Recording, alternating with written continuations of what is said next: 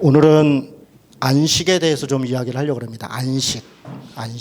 우리 신앙생활 하다 보면 좀 익숙치 않은 언어들이 있습니다. 사실은 이제 우리는 보통 여기 뭐 20, 30년 신앙생활 하신 분들도 있고 또 우리 아이들도 뭐 10여 년 신앙생활 하다 보니까 교회에서 사용하는 언어가 익숙하죠. 뭐 할렐루야 그러면 자동적으로 아멘 이러고 아멘 뭐 이렇게 누가 무슨 얘기하면 아멘 이렇게 얘기하고, 그런데 교회를 처음 오거나 또 우리가 복음을 전해야 될 사람들은 교회에서 쓰고 있는 용어들이 다 낯설고 어색합니다. 우리는 은혜 받았습니다. 은혜 받으세요. 은혜가 뭐야? 이렇게 은혜 받았다는 건 뭘까? 이렇게 다 이렇게 고민이 되는 거죠. 가장 익숙한 언어인 믿음, 구원, 복음 이런 언어들도 사실 굉장히 낯설고 우리끼리 쓰는 언어일 가능성이 높습니다.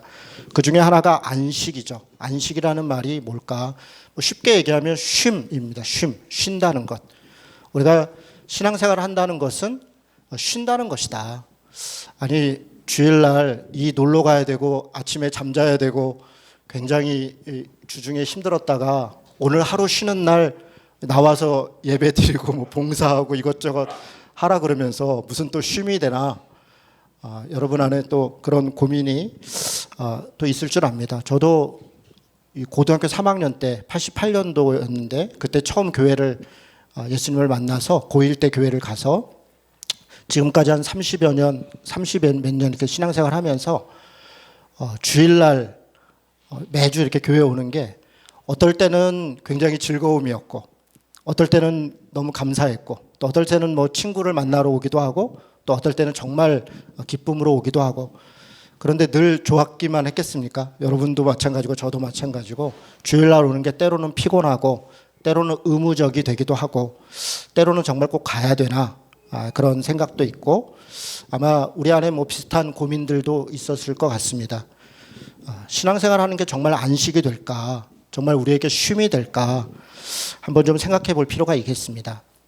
여러분 성경을 66권인 이 성경을 여러 가지 주제로 처음부터 끝까지 그러니까 창세기부터 계시록까지 이야기할 수 있는데 가장 뭐 쉬운 건 이런 거죠. 언약, 약속. 그러니까 하나님께서 아담과 하와로부터 시작해서 마지막까지 쭉 약속으로 아브라함과의 약속, 다윗과의 약속, 또 모세와의 약속, 그리고 예수님을 보내시겠다는 약속, 그리고 우리를 구원하시겠다는 약속, 이렇게 약속이라고 하는 언약이라는 주제로 성경을 설명할 수도 있고요.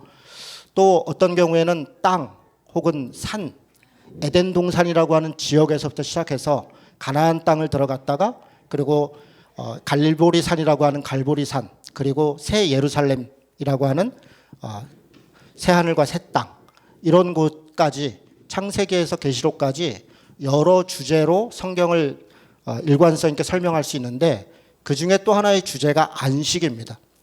왜 그러냐면 하나님은 사람들을 창조하시고 가장 먼저 사람들에게 준 게 쉼입니다. 하나님 자신도 6일 동안 세상을 창조하시고 7일째 쉬셨더라. 우리는 하나님이 세상을 며칠간 창조했어요 라고 하면 다 7일간 창조했습니다 이렇게 얘기를 하는데 실제로 생각해 보면 6일간 창조하고 7일째 쉬었잖아요. 그런데 그 쉼도 창조라는 겁니다.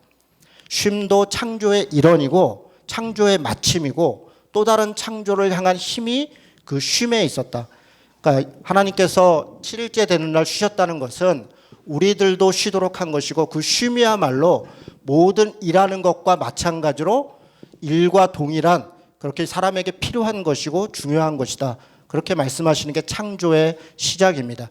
에덴 동산에서도 아담과 하와에게 진정한 쉼을 주셨고 그리고 쉼을 잃어버린 사람들에게 새하늘과 새 땅 영원한 하나님 나라에서 마침내 우리에게 영원한 쉼, 영원한 안식을 주겠다.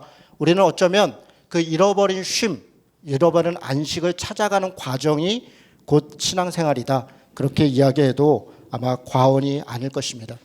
그래서 성경은 여러 군데에서 예수님이 혹은 하나님이 진정한 쉼이다, 안식이다 이런 표현들을 합니다. 대표적으로 마태복음 11장 28절에서 30절이죠. 제가 잠깐 읽어드리겠습니다. 수고하고 무거운 짐진 자들아 다 내게로 오라. 내가 너희를 쉬게 하리라. 나는 마음이 온유하고 겸손하니 나의 명예를 메고 내게 배우라. 그리하면 너희 마음에 쉼을 얻으리니 이는 내 멍에는 쉽고 내 짐은 가벼움이라. 수고하고 무거운 짐진 자들아 다 내게로 오라. 듣기만 해도 마음이 편안하죠. 듣기만 해도. 그만큼 우리가 살아가는 현대 시대 또 우리 각자의 삶이 너무 분주하고 너무 힘들죠. 두려움도 있고 걱정도 있고 때로는 조바심도 나고 때로는 어떤 부분에 대해서 창피함도 수치심도 가득하고 그게 사실 우리의 일반적인 삶입니다. 그런 우리의 삶을 아시는 주님이 우리에게 말씀하시는 거죠. 수고하고 무거운 짐진 자들아 다 내게로 와라. 내가 너희를 쉬게 하리라. 요한복음 10장 10절에 보면 도둑이 오는 것은 도둑질하고 죽이고 멸망시키려는 것뿐이다. 내가 온 것은 양으로 생명을 얻게 하고 더 풍성히 얻게 하려 하심이라. 여러분 주님이 우리에게 오신 것은 사탄은 우리를 속이고 죽이고 멸망시키려고 하지만 주님이 우리에게 오신 것은 양으로 모든 사람들로 생명을 얻고 더 풍성히 얻게 하려 하십니다. 우리에게 진정한 쉼을 주시기 위함이다. 그렇게 말씀하시는 게 하나님과 예수님에 대한 성경의 가르침입니다. 그런데 예수를 믿는 우리들도 왜 쉼을 누리지 못하고 있을까요? 교회를 오는 게 혹은 예수를 믿는 게 정말 우리에게 안식이 되고 쉼이 되는가? 우리 자신을 돌아보면 때때로 그렇지 못하다는 것을 많이 느끼고 경험하게 됩니다. 오늘 우리가 읽었던 히브리서 본문들 3장부터 이 6장까지는 참된 안식에 대해서 전체적으로 이야기를 하고 있는데요. 왜 우리가 쉼을 진정한 안식을 얻지 못하는가에 대해서 몇 가지 이야기를 합니다. 3장 8절에 보니까 너의 마음이 완고하여서 그렇다 이렇게 얘기합니다. 우리들의 마음이 완고했다. 우리 마음이 뭐에 완고합니까? 우리의 욕망에 우리의 탐심에 완고한 것이죠. 하나님의 말씀이 전해져도 또 혹은 하나님께서 내게로 와라. 내가 너를 쉬게 해주겠다 라고 얘기해도 우리 마음 안에 완고함이 있는 거죠. 자기중심성이 있는 거죠. 그래서 우리가 쉼을 얻지 못한다 그렇게 이야기합니다. 3장 10절에 보니까 항상 마음이 미혹되었다. 그래서 길을 잃었다 이렇게 얘기합니다. 무엇에 미혹됩니까? 사실은 밖에 있는 여러 유혹과 여러 미혹들이 우리를 흔들고 있고 우리를 불편하고 힘들게 하는 것 같지만 가만히 보면 왜 유혹당하고 왜 미혹됩니까? 내 안에 있는 탐심 때문이죠. 내 안에 있는 욕망 때문이죠. 내가 무엇이 되려고 하고 내가 무엇을 가지려고 할 때 누군가가 와서 그걸 살짝 건드리는 거죠. 너 눈 한쪽만 감으면 너 저 사람한테만 잘 보이면 너 이것만 해내면 너 이렇게 하면 그러면 무엇을 이룰 수 있을 것이야. 뭐가 될 것이야. 그런 것들이 우리를 끊임없이 유혹하고 미혹합니다. 평소에 유혹당하지 않죠. 그러나 우리 안에 있는 욕망이 우리 안에 있는 탐심이 무언가를 목적을 향하여 정말 저돌적으로 나아갈 때 그럴 때 우리가 흔들리고 미혹되는 것들을 봅니다. 그럴 때 우리는 길을 잃지요. 정말 어떤 것이 길인가? 때때로 바른 길을 가다가도 내가 가고 있는 길들을 잃어버리는 것, 그것은 우리가 미혹되기 때문이다. 성경이 그렇게 이야기합니다.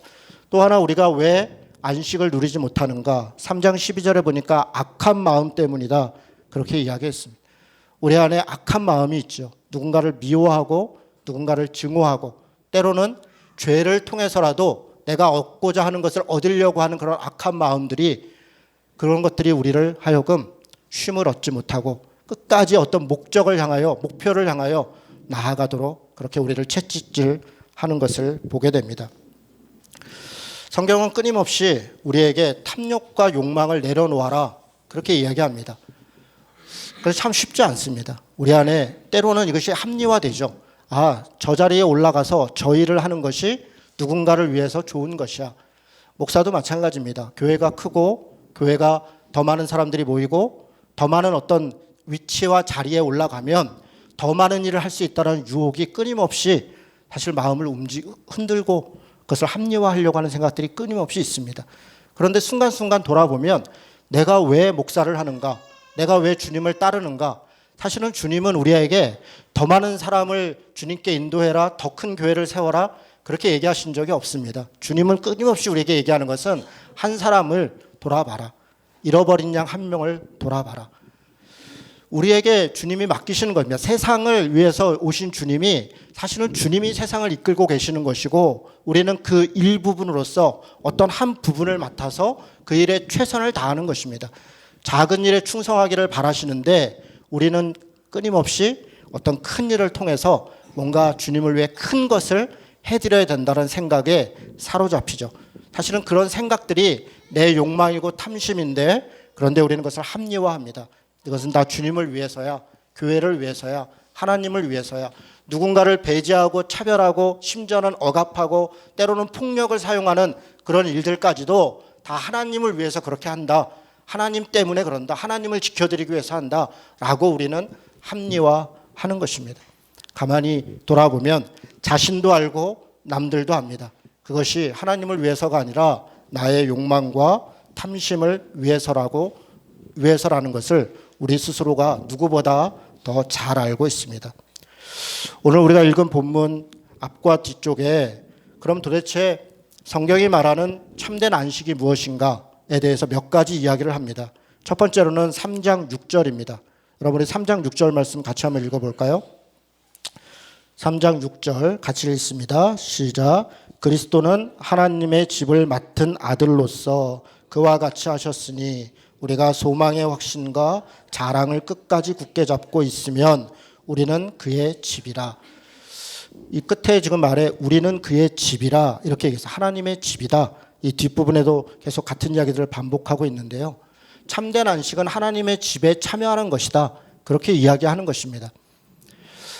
하나님의 집에 참여하는 것, 하나님의 가족이 되는 것. 이 집이라는 단어가 집이라는 뜻도 있고 가족이라는 뜻도 있습니다. 결국 집이라는 건 그냥 건물, 어떤 뭐 몇 평 아파트집, 무슨 빌라, 이게 집이 아니라 진짜 집은 가족이 집이라는 거죠. 그 건물 자체, 그 방 자체도 사실은 거기에 살고 있는 사람들을 위해서 있는 것이죠. 교회도 마찬가지죠. 교회도 이 공간이 어떤 화려한 건물이 교회가 아니라 우리 그 안에 있는 사람들, 하나님의 양인, 하나님의 형상인, 하나님의 형상으로 만들어진 그 사람들, 부족하고 연약하고 또 때로는 장애도 있고 때로는 어떠함들이 있다 할지라도 그 사람들이 하나님의 자녀이다. 그렇게 이야기하는 것이죠. 마찬가지로 우리 가족도 마찬가지입니다. 교회뿐 아니라 우리 가정도 물리적인 공간만이 아니라 실제로는 그 가족이 집이다. 그래서 집이라는 단어와 가족이라는 단어를 같은 단어를 사용합니다. 하나님의 가족에 참여하고 하나님의 집에 참여하는데 하나님의 집의 일원인 가족으로서 우리 안에 아까 말씀드린 유혹도 있고 완고함도 있고 죄악도 있습니다. 이런 것들 때문에 우리 안에 흔들리기도 하고 때로는 그 집에서 뛰쳐나가기도 하고 때로는 그 집안에 분란이 일어나기도 합니다. 그래서 3장 13절에 보니까 오직 오늘이라 일컫는 동안에 매일 피차 권면해라. 너희 중에 누구든지 죄의 유혹으로부터 완고하게 되지 않도록 해라. 하나님의 가족으로 우리가 온전한 쉼을 누리기 위해서는 자기 혼자의 힘으로 되지 않는다는 것입니다. 나 스스로가 나만 잘하면 되겠지. 물론 나만 잘하기도 쉽지 않습니다. 나 스스로가 잘한다고 얘기하지만 그게 정말 잘하는 건지 그건 내 생각인 거죠. 내 생각에는 내가 잘하는 것 같지만 그러나 정말 그게 잘하는 것인가, 바르게 하는 것인가에 대해서도 한번 짚어봐야 되고요. 더한 것은 나 혼자 잘하는 것, 잘 못하는 것뿐 아니라 사실은 우리가 하나님의 집 안에서 죄와 완고함과 미혹 때문에 때때로 흔들리고 때때로 갈등하고 때때로 고민한다는 것입니다. 그래서 우리가 진짜 하나님의 집 안에 하나님의 가족으로 진짜 참 안식과 참 쉼을 얻으려면 서로 피차 권면해야 된다. 서로 위로하고 때로는 권면하고 때로는 질책하고 때로는 붙잡아주고 때로는 끌어안아줘야 된다. 그것이 우리가 한 가족이 되는 것이다. 그렇게 이야기하고 있습니다. 3장 14절에 보니까 그것을 위해서 끝까지 견고히 참고 지내야 된다. 이야기합니다. 여러분 저는 이 끝까지 참고 견뎌야 된다. 이 말이 굉장히 새삼 와닿더라고요. 한 가족이 된다는 게 왜 끝까지 참아야 되는가? 격려하고 위로하면 돌이킬 수 있을 것 같은데 왜 끝까지 참아야 되나? 뭐 우리 자신도 마찬가지지만 권면하고 위로한다고, 다시 얘기해서 바른 말 한다고, 야 이게 옳아, 이래야 돼, 저래야 돼 라고 한다고 해서 쉽게 돌이켜지지 않더라고요. 사람이 살아왔던 삶의 패턴은 잘 바뀌지 않고 또 우리 안에 있는 탐욕과 욕망은 쉽게 내려놔지지 않더라고요. 그래서 상대에 대하여 때로는 끝까지 참아야 되는, 그가 돌이킬 때까지 때로는 기다리고 또 견디고, 어떤 면에서는 기다리고 견디는 게 믿음이고 기다리고 견디는 게 사랑이다. 정말 서로에 대해서 사랑한다고 하는 것은 참고 기다리는 것이다. 저는 돌이켜보면 가정에서 그렇게 잘하지 못했고 지금도 그러지 못하는 것 같아요. 제가 자랐던 가족은 많이 여기 자세히 얘기하기가 좀 그래서 굉장히 역기능적인 가족이었어요. 참고 견디고 쉽지 않았습니다. 그래서 저는 할 수 있으면 가정을 도망치고 싶었어요. 기회만 되면 도망쳐야겠다. 어떻게든지 나가야겠다. 그래서 제가 인천전문대학교로 왔을 때 집이 서울이기 때문에 뭐 왔다 갔다 할 수도 있고 가능한데 일부러 자취방 생활을 했어요. 그러니까 사랑방 생활을 한 거죠. 어떤 면에서 도망가고 싶었어요. 집에서. 그리고 도망가는 거에 성공했죠. 군대에 가서도 장기 지원할 때도 집에서 좀 떨어져 있고 싶었어요. 저는 군 생활을 6년 했는데 한편으로는 그 군종병으로서 교회를 섬겨야 된다. 또 교회를 세워야 된다. 군대 보고만을 위해 일해야 된다. 그런 선교적 책임도 분명히 있었지만 또 한편에 제 안에 있는 어떤 마음은 교회 집으로부터 벗어나고 싶은 거죠. 생각해보면 좀 어렸다는 생각이 들어요. 지금이라면 아마 그렇게 하지 않았을 거예요. 지금은 조금 더 책임 있게 좀 견디고 함께하고 그랬을 텐데 왜 그런 생각이 드냐면 제가 그렇게 도망을 갔을 때 누가 그 고생을 다 했냐면 저희 누나와 형이었죠. 제 여동생도 물론 고생을 많이 했지만 누나와 형은 아버지로부터의 폭력 또 어떤 억압 이런 것들에 고스란히 노출돼서 그 기간들을 견디고 있을 때 저는 아주 그럴듯한 명분을 가지고 피해 있었죠. 저희 누나와 형은 대학을 못 간 게 아니라 안 갔어요. 그러니까 저희 누나와 형은 사실 저보다 훨씬 더 똑똑했고 공부도 잘했고 저희 누나는 서울여상이라는 데를 갔고요. 저희 형은 서울공고를 갔고 제 동생도 서울여상을 갔는데 그때는 지금은 그런 학교에 대해서 어떤 평가가 있는지 모르지만 그때는 서울여상이나 서울공고는 정말 공부 잘하는 애들만 가는 곳이었어요. 그러니까 그걸로 봐도 저보다 저희 누나와 형이 훨씬 더 공부를 잘했고 동생도 그랬죠. 저는 인문계를 저희 집에서 저 혼자만 인문계를 봤는데 연합고사 200점 만점에 120점 커트라인 때 121점을 맞았으니까 간신히 간 거죠. 그러니까 공부를 가장 못했던 애가 어떻게 인문계를 가게 된 거예요. 왜 그때 그런 고집을 하게 됐는지 저는 인문계 가겠다고 그리고 인문계를 갔어요. 그때 담임선생님은 구미공고를 가라고 아마 제가 그때 구미공고를 갔으면 지금 어땠을까 뭐 이런 생각도 좀 그때 그게 전액장학금이었거든요. 그랬을까 이런 생각도 드는데 제 한편에 그런 마음이 나는 대학을 가야겠다. 그런데 그 대학을 가야겠다는 마음이 집을 벗어나야겠다. 그런 마음이 있었던 것 같아요. 저희 누나와 형은 집을 벗어나고 싶었지만 책임감이 있었죠. 누나로서의 책임감 그리고 장남으로서의 책임감. 지금 생각하면 늘 미안하고 고맙고 그렇습니다. 오늘 말씀을 드리는 이유는 우리가 하나님의 집에 한 가족이 된다는 것 그것이 우리에게 쉼과 위로와 때로는 서로에 대해 기쁨이 되고 감사가 돼야 되는데 당연히 그렇게 돼야 되는데 우리 안에 욕망이 있고 욕심이 있고 완고함이 있고 악한 마음이 있고 그래서 가족에 대하여 서로 모질게 대하기도 하고 잘못된 일을 행하기도 하고 때로는 서로 냉랭하게 그렇게 대하기도 하고 그럴 때 우리가 서로 권면하고 위로하고 바로잡고자 부모는 부모의 역할을 하고 형제는 형제로서 사랑함으로 권면하기도 하고 때로는 이야기도 합니다. 그러나 그런다고 해서 되지 않을 때가 있어요. 그럴 때 우리에게 마지막으로 우리에게 필요한 것은 인내하는 것이죠. 참고 견디는 것이죠.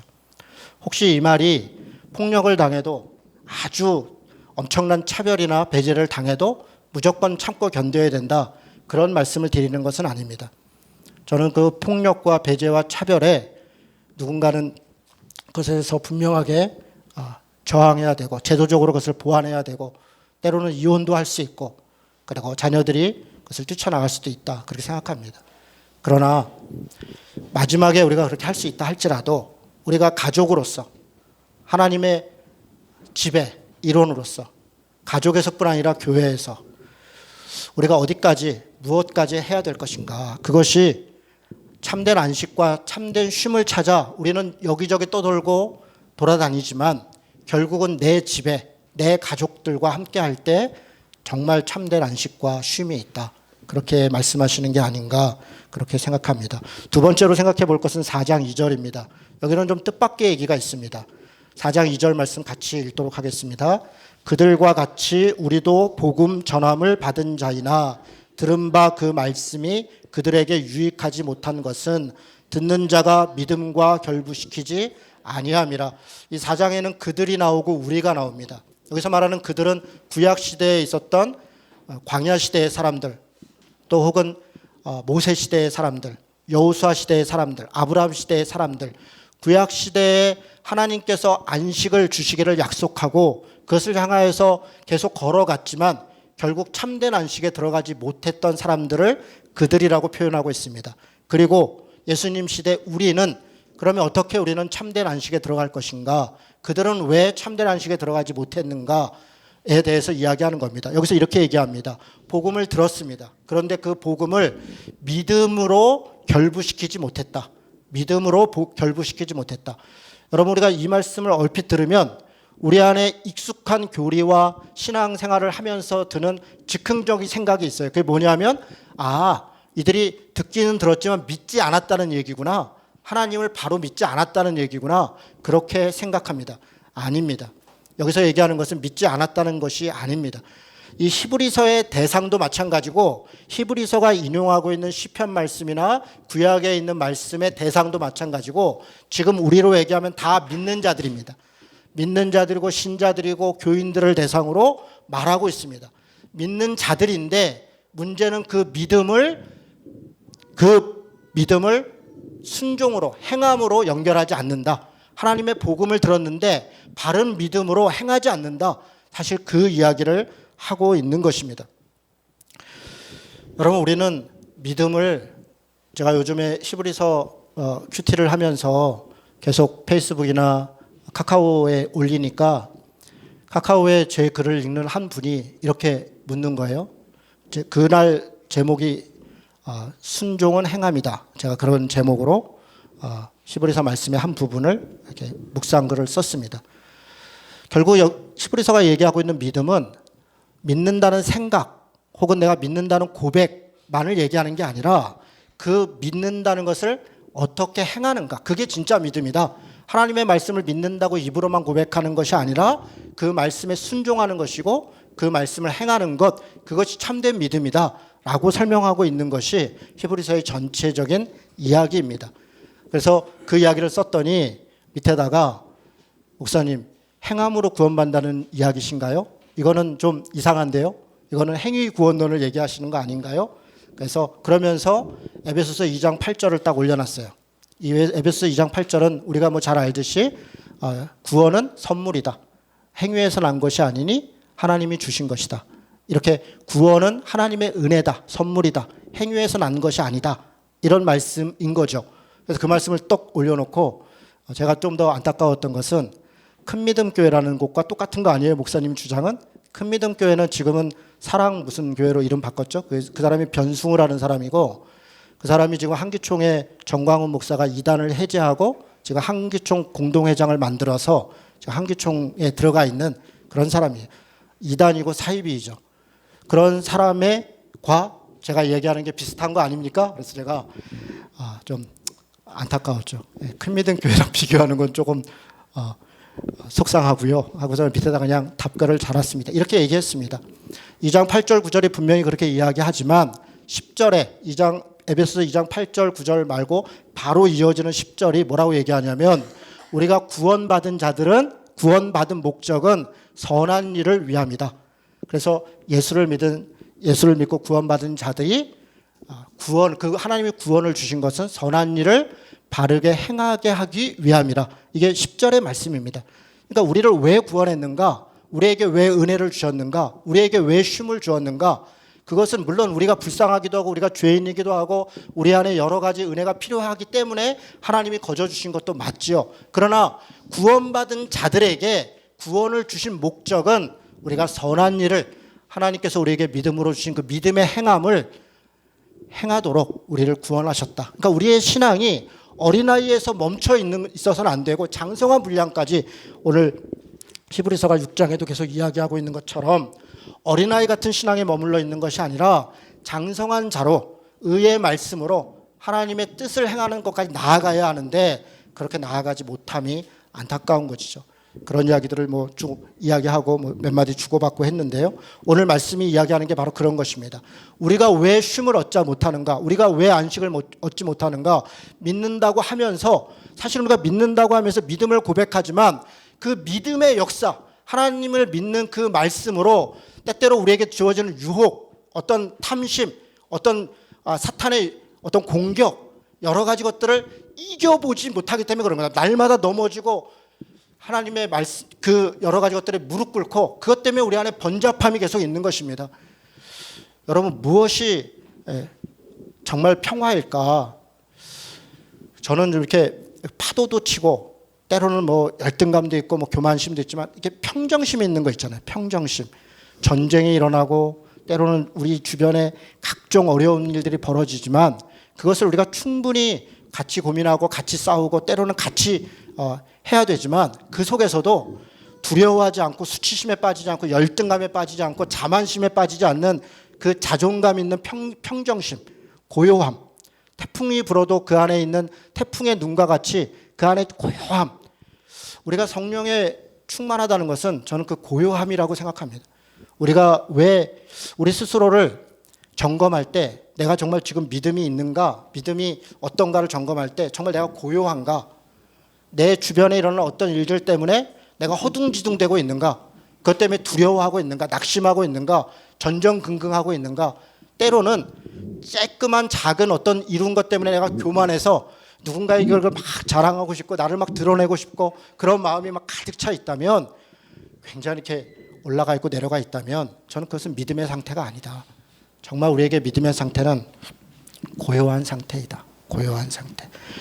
하나님의 말씀을 주신 그 말씀을 우리 안에 왜 쉼과 안식으로 가지 못하는가? 그 말씀을 머릿속으로만 믿고 말로만 고백하는 것이 아니라 그 말씀을 행하고 그 말씀을 순종하고, 그러나 그럼에도 그것 때문에 교만하지 않고 하나님의 말씀을 행할 때 오는 어떤 희생과 손해와 때때로 오는 어떤 수치심과 그런 것에 우리가 흔들리지 않고 그저 종된 자로서 우리는 마땅히 해야 될 바를 했을 뿐이다 라고 하는 것, 저는 그것이 믿음의 상태이다, 그렇게 말씀드리겠습니다. 4장 16절에 보니까 그러므로 우리는 긍휼하심을 받고 때를 따라 돕는 은혜를 얻기 위하여 은혜의 보좌 앞에 담대히 나아갈 것이니라. 우리가 왜 쉼을 얻지 못하는가?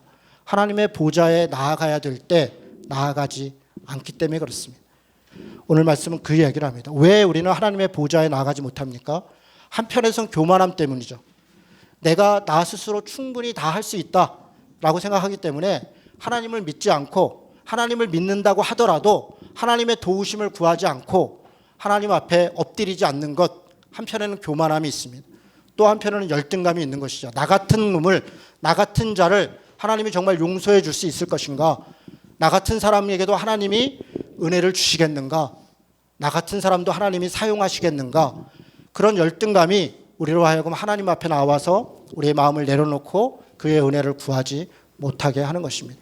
깊은 죄책감이 우리로 하여금 하나님으로부터 멀어지게 하고 우리 안에 있는 엄청난 교만함들이 하나님의 존재를 바라보지 못하게 하는 것입니다. 오늘 16절은 예수 그리스도 때문에 우리가 때를 따라 돕는 은혜를 얻기 위하여 담대히 하나님 앞에 나아간다, 그렇게 이야기합니다. 여러분, 이 담대히라는 단어가 참 독특합니다. 사실 이 단어는 지금에는 어떤 면으로는 잘 와닿지 않습니다. 그러나 이 시대에 가면 이 담대히라는 말이 정말 엄청나게 용기를 내야 되는 언어를 잘 표현했다 이야기할 수 있습니다. 왜 그렇습니까? 당시 제사를 지내는 것은 일반 사람들은 할 수 없는 것이었습니다. 이후의 설명처럼 대제사장만이, 누군가 신탁을 받은 자만이, 누군가 하나님의 명령을 받고 그 은혜를 입은 자만이 하나님께 나아가서 다른 사람의 죄를 대신해서 제사를 지낼 수 있었고, 하나님 앞에 성소와 지성소로 나아갈 수 있었습니다. 그것은 누구 특정한 사람들에게 주어진 특정한 권리였습니다. 왕과 선지자와 제사장, 이런 사람들에게만 주어진 특별한 권리였습니다. 그런데 히브리서가 전체적으로 이야기하듯이 예수님께서 진정한 대제사장이 되었고, 너무나 놀라운 것은 대제사장만 된 것이 아니라 예수님이 그 양이 되었다. 제사를 지내는 그 제물이 되었다는 겁니다. 제사장이면서 동시에 제물이 되어서 예수님이 자신을 제물로, 자신이 제사장으로 단번에 드린 제사로 우리를 모든 죄로부터 해방해 주시고 우리를 모든 죄로부터 노임을 받는 그 은혜를 주셨기 때문에 이때부터 우리 모든 사람들은, 하나님을 믿고 예수를 믿는 사람들은 담대한 마음으로 누구나 다 하나님 앞에 나아갈 수 있다는 것입니다. 이들의 입장에서는 그 말씀을 믿는다 하더라도 습관이 있고 관습이 있습니다. 아무나 나갈 수 없는 그 제단 앞으로 그들의 믿음을 가지고 그 말씀을 믿고 담대하게 나아가는 것, 그 표현이 바로 담대함입니다. 여러분, 우리도 마찬가지입니다. 저는 우리 한국교회를 볼 때 참으로 안타까운 것 중 하나가 여전히 우리가 이 신앙에 갇혀 있다는 것입니다. 누구만 선택받았다, 누구만 권리가 있다, 목사만 예배를 인도하고, 목사만 성례를 집례하고, 목사만 특별히 하나님의 말씀을 받아서 목사만 설교를 한다든가 하나님의 말씀을 가르친다고 하는 것은 정확히 유대교적이고, 아니 조금 더 나아가면 가톨릭적인 것입니다. 거기에 멈춰 있는 것입니다. 개신교의 가장 큰 장점은 누구나 다 하나님의 은혜를 받았다는 것입니다. 하나님의 은혜 가운데 누구나 다 하나님의 말씀을 읽을 수 있고 하나님의 말씀을 해석할 수 있고 그 말씀에 따라 스스로 옳고 그름을 분별해야 하며 그렇게 행할 수 있다. 그것이 우리 개신교의 정신입니다. 무려 500여 년 전에 이미 루터가, 칼빈이, 수많은 종교개혁자들이 우리 모든 사람들을 그런 계급으로부터, 어떤 억압으로부터, 어떤 격식과 형식으로부터 우리를 다 해방했는데 여전히 지금 우리 한국교회에 와서 심지어는 회개하고 있다, 다시 돌아가고 있다는 것은 너무나 안타까운 것입니다. 책임은 둘 다에게 있는 거죠. 그렇게 고집하며 그렇게 신자들을 이끌고 있는 목사들의 욕망 혹은 그 탐욕이 우리 한국교회를 이렇게 타락시켰습니다. 또 다른 면에서는 신자들의 어리석음 혹은 무지함이 그것을 방치하고 방관했습니다.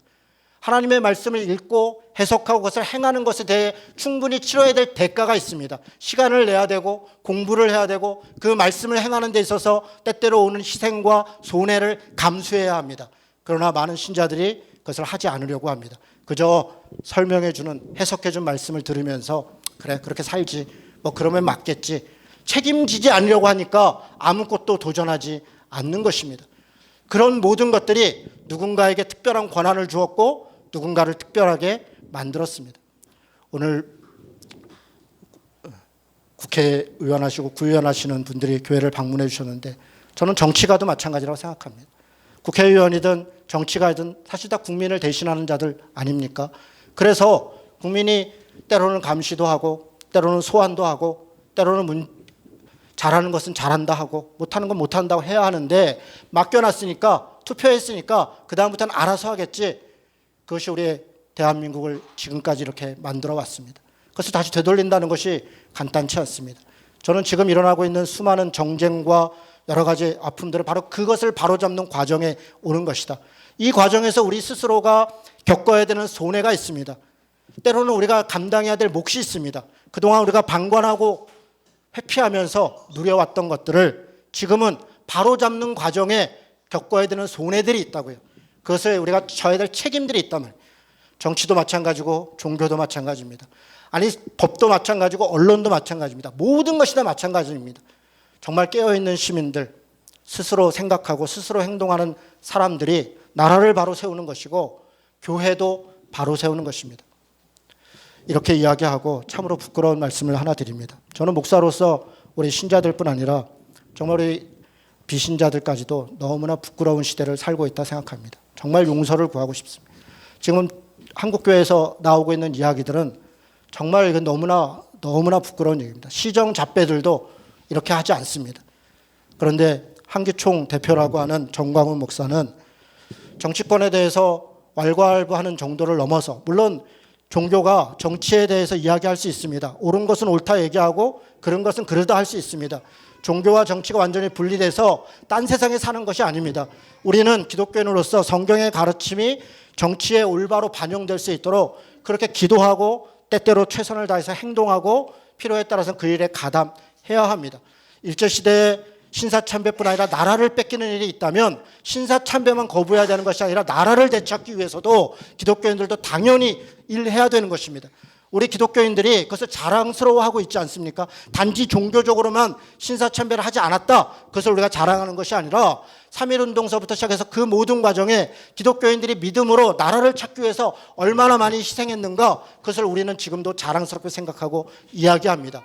그러나 지금 시대에, 아니 독재정권 시대에 많은 경우에 한국교회가 그것에 대해서 침묵하고 때로는 야합하고 그것을 지지했던 역사에 대하여 우리는 깊이 반성해야 됩니다. 지금도 마찬가지입니다.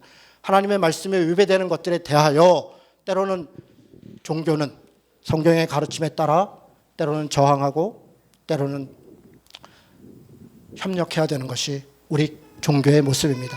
그래서 저는 정치와 종교가 완전히 분리됐다 그렇게 말씀드리는 것은 아닙니다. 그러나 정광훈 목사가 문재인 대통령에 대해서 연말까지 하야하라던가 정치권에 대하여 정당을 만들고 그것을 기독 자유당 이런 것들을 만들고 하고 이런 것들은 굉장히 어리석은 것입니다. 어리석을 뿐 아니라 역사적으로도 과오가 있는 것입니다. 한국교회가 해왔던 과오들에 대해서 정치적 부패와 타락에 대하여 반성하고 회개하고 돌이키고 그것이 먼저입니다. 그리고 잘못된 것이 있다면 정책으로 제안하고 이야기하고 설득하고 그렇게 해야지 정치적 힘으로 표를 가지고 협박을 하고 하는 것은 전혀 옳지 않습니다. 저는 우리 한국교회가 어쩌다 여기까지 왔는가, 이단 사이비를 함부로 해제해주고 그것으로 세를 만들어서 정치권에 영향력을 미치려고 하는 그런 이런 어리석은 일이 참으로 부끄럽습니다. 이 일이 아마 내년에 있는 총선 때까지 계속될 것 같습니다. 그래서 우리가 더 기도해야 됩니다. 한기총같이 이렇게 부패하고 타락한 곳은 회개를 촉구할 것이 아니라 해체를 촉구해야 됩니다. 하나님께서 또 우리들도 할 수 있는 일들이 무엇일까 저는 고민하고 있습니다. 한기총 같은 이런 정말 잘못된 것을 해체시켜야 되는데 무엇을 할 수 있을까 정말 기도하고 우리 스스로가 깊이 반성해야 된다고 생각합니다. 하나님의 말씀이 단지 말씀으로, 그 복음이 단지 복음으로만 우리에게 소위 천국 가는 티켓으로만 그렇게 작동하는 것이 아니라 우리 삶의 자리에서 하나님의 말씀이 작동해야 됩니다. 하나님의 말씀은 공평과 정의이고 사랑과 평화입니다. 여러 번 말씀드렸습니다. 하나님의 나라는 사랑과 평화이고 공평과 정의입니다. 공평하지 않고 정의롭지 않은 것, 그것은 하나님의 뜻이 아닙니다. 그것이 아무리 교회를 성장시키고 아무리 나에게 복을 주고 나에게 어떤 대가를 준다 할지라도 그것이 정의롭지 않은 것이라면, 그것이 인권에 부합되지 않는 것이라면, 그것이 평화를 이루는 것이 아니라면 그것은 성경의 가르침이 아닌 것입니다. 우리는 기계적 중립을 행하는 자들이 아니라 하나님의 가르침을 따르는 자들입니다.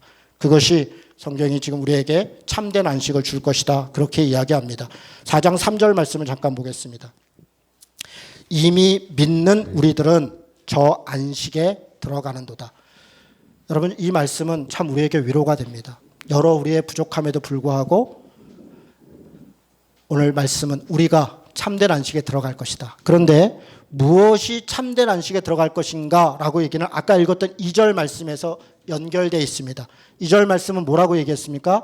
그 말씀이 그들에게 유익하지 못한 것은 듣는 자가 믿음과 결부시키지 못하기 때문이다. 하나님의 말씀을 들었는데 믿음과 결부시키지 못한다. 그러면 안식에 못 들어가는 겁니다. 거꾸로 3절은 그 말씀이 우리로 안식에 들어가게 한다. 그렇게 이야기하고 있는 것입니다. 다시 말해서 하나님의 말씀을 따르는 것, 그것이 참된 안식입니다. 우리가 교회에 와서 하루 좀 쉬는 것 혹은 영원한 천국에 가서 영원히 쉬는 것, 물론 그것이 안식이지만 그러나 그것이 우리의 목표가 아닙니다. 우리의 목표는 하나님의 말씀을 따라 사는 것입니다. 지금 죽어서 가는 영원한 천국만이 아니라 이 땅 가운데 하나님의 나라를 이루며 사는 것, 그 말씀을 따라 쫓아가는 것, 그것이 우리에게 주어진 진정한 안식이다. 그렇게 얘기합니다. 그래서 3장 13절에 보니까 오늘을 얘기합니다. 4장 7절도 오늘을 얘기합니다. 바로 지금 여기서, 바로 지금 여기, 오늘, 바로 오늘이라고 하는 이날 우리에게 필요한 것이 말씀에 대한 순종이고 그 말씀을 따르는 것으로 인한 안식입니다. 마지막으로 하나 보려고 하는 것은 영원한 천국에 대한 것입니다. 9장 27절 한번 보겠습니다.